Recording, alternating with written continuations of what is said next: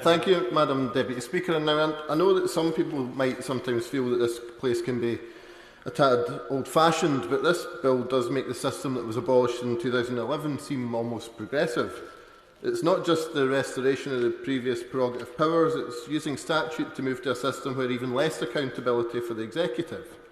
Another chance is being grabbed by this government, with all its centralising tendencies, to cut the checks and balances of Parliament and abandon any pretence of the separation of powers. In a bill where there will be no role for parliamentarians, no role for the courts and no attempt to set out the kind of circumstances where the Queen could refuse a dissolution request, such as the Lascelles principles. Now, as a Democrat, I believe it's right that an unelected monarch should not get involved, but even at that, this is such a bad position to be put in.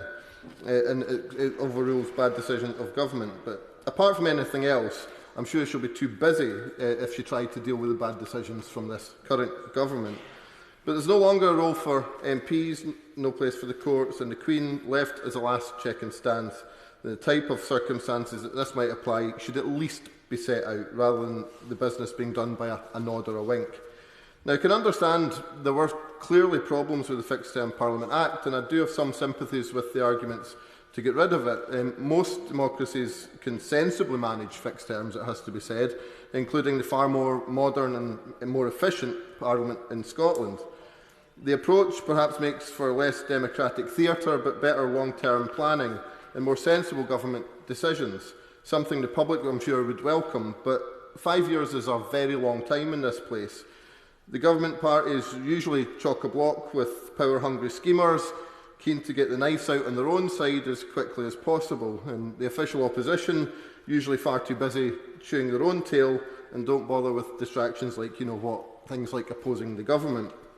Elections can offer a temporary relief from the pain of listening to the baying mobs on these green benches, and offer a vague hope to the electorate that something better is there on the horizon. Now, it's little wonder that outside wartime, no parliament in the last 100 years has lasted the 5-year distance.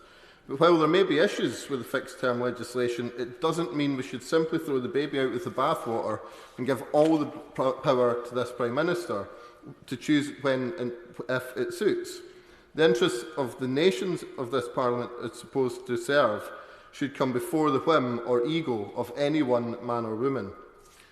It's not so much the principle of the bill, but perhaps the most questionable clauses can even be justified. But I have to say, alarm bells do set off when we look at the bigger picture, as my honourable friend from Argyll and Bute has indicated earlier, and the behaviour about which all Democrats should be concerned. Whether it's the government challenge about its lack of accountability or transparency, the knee-jerk response to strip a power away from those who challenge it.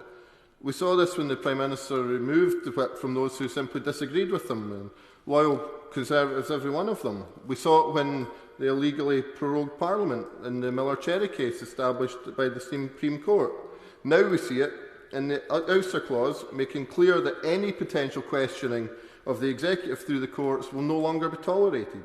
No wonder we on these benches are suspicious of the motives. It comes at a time when there's a systematic weakening of judicial review underway in the public, and as well as having the fundamental rights to protest curbed. We've seen evidence of the same worrying approach to challenge when it comes to the Electoral Commission. The UK Government seems determined to strip powers from the watchdog that oversees elections and ensure the integrity and transparency of party election finance. Given the very real threats to our democracy from systematic disinformation and the election-changing influences of dark money, it's very clear that this independence is needed more now than ever before, not watered down. Yet at this fragile time for our structures, the Government is choosing to remove Electoral Commission powers to prosecute. It might be a coincidence, and I'm certainly willing to hear arguments if that is the case, but it was the case that this was brought forward just shortly after an investigation into donors who helped the current Prime Minister buy wallpaper. Who knows? Might just be chance. It might not be. But when these things are all added together, it leads to a perception that backs up the case to give real suspicion on this side to the motives behind this bill. And then we'd look at the issues around those who happen to be friends or have donated money, the donors and colleagues. Perhaps they could do a bit more to restore trust and faith in democracy than simply taking more power into the executive. Unanswered questions that still sit and fester and give no confidence to the public. So where we sit just now, it seems this government has given up on democracy altogether. It looks like a stash of cash, invested interests or two, or the right school tie is what you actually need to get the corridors of power, and it stinks. And as an excuse for bypassing democracy, the Prime Minister says he wants to get things done. But so do many people around the world who this place would often have serious challenge with. And getting things right might take a little bit more time, but it stops the cronyism, the corruption and rotting at the heart of any democratic structure. Like a bad work person blaming their tools, the problems that caused the paralysis in 2019 were not the fault of the Fixed Term Parliament Act. They were the fault of an intransigent government. We may have left the EU, but the tricky questions were still there to be dealt with. They were just pushed away for another day because the answers couldn't be found. Brexit was just steamrollered through without a care for the consequences, which continue to manifest in our ordinary lives even today.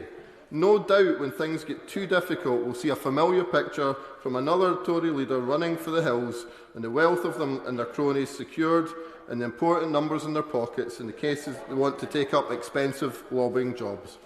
Meanwhile, we still don't know how to square the circle of having no trade border with the EU. We're securing the right to dump all EU standing trade, nor are we getting the chance to properly scrutinise decisions taken in rushed, desperate-looking trade deals with countries like Australia that will be changing the face of farming in this country. So while I agree there does need to be change to electoral processes, the changes need to be in the opposite direction of this government. We need to gather greater openness, more transparency and more power for Parliament and independent watchdogs, including the judiciary, and more chances to hold the executive to account.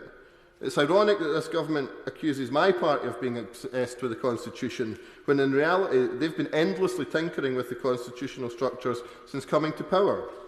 We in the SNP have a cause to improve active participation of all citizens in Scotland, and active engagement with the electorate has got to be a part of that process. So a long campaign I certainly have no issues with, because actually engaging your electorate gives a better understanding and makes sure all can be better informed. So in conclusion, Madam Deputy Speaker, elements of this bill are just small but symbolic and part of the centralising tendencies of a government that continue to dominate under the opaqueness of its nature. If this is the route that Westminster wishes to take, I and my colleagues in the SNP can't stand by and watch this as the government continues to attack and undermine democracy. I recognise that both the Conservative and Labour manifestos had the intention to repeal the Fixed Term Parliament Act in their manifestos, but repeal doesn't mean at any cost. And as the government travels further from democracy, we'll stand as defenders of that democracy and respecting the democratic decisions of the people we represent. The Scottish Government and the Scottish Parliament have a clear mandate for a referendum on the future of our country to take place during this electoral term, and if the Fixed Term Parliament Act is repealed in this way, that could come quicker than expected. We now go via video link to Craig Whitaker.